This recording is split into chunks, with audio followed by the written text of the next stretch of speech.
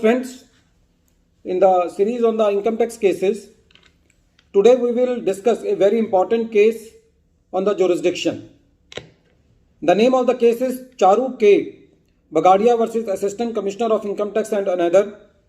And this case has been reported in 448 ITR at page number 563. The matter has been decided by Madras ITO. The date of the judgment is 27th June 2022.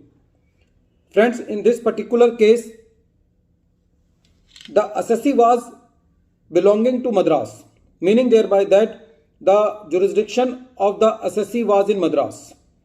The assessee has dealt in a property which was in Bombay, due to which the assessing officer of the Bombay issued notice to the assessee under section 148 subsection 1. When the assessee received this notice from the assessing officer of Bombay, the assessee replied to the notice by saying that I do not have the jurisdiction in Bombay, I have the jurisdiction in Madras. So the notice issued by you is not valid. So this proceedings under section 148 should be dropped. When the assessing officer of Bombay received this reply, the assessing officer transferred the file to the Madras, and then the ITO of the Madras issued notice under section 143 subsection 2 to the assessee for completing the assessment under section 147 read with section 148. When assessee received this notice, the assessee felt that the department will go ahead with the assessment. So the assessee made his mind to go into the writ court. When the writ petition was filed, the single judge was hearing the writ petition, and he said that there is no doubt that there is lack of jurisdiction in this case.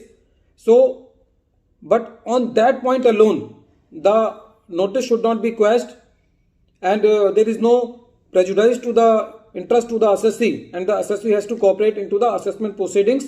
So the single judge bench does not entertain the writ petition of the assessee.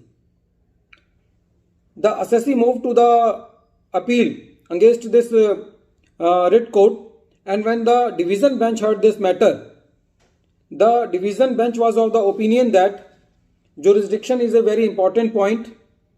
The jurisdiction cannot be created, the jurisdiction cannot be waived. Even the assessee, by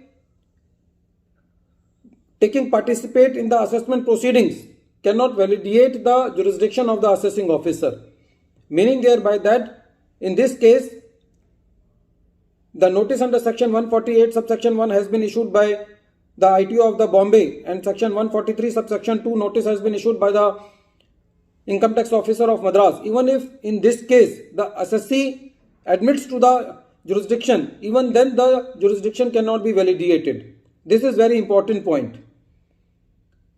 The court said that the assessee cannot confer upon any jurisdictional authority something which he lacked inherently.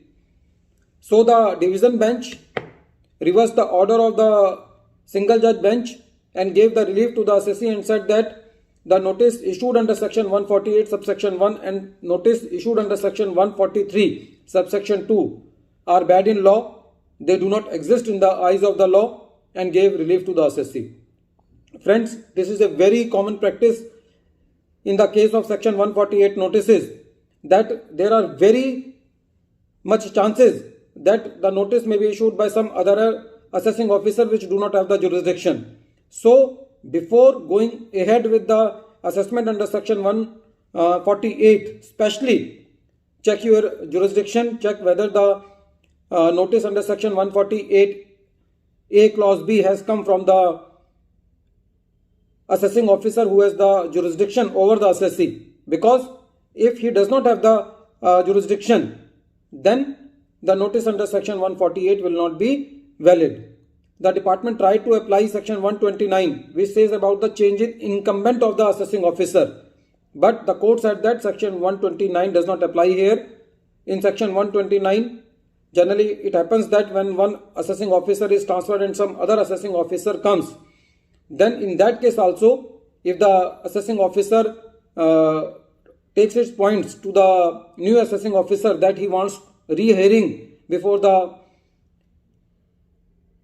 preceding assessing officer, then the new assessing officer has to give the full hearing to the assessee before passing the assessment order. So in this case, when the notice under section 148 subsection 1 was issued by the income tax officer of Bombay, and 143 subsection 2 notice has been issued by the income tax officer of Madras, then in this case both the notices were held invalid, and the court said that the department can go for the assessment only by issuing the fresh notice if it is within the time limits.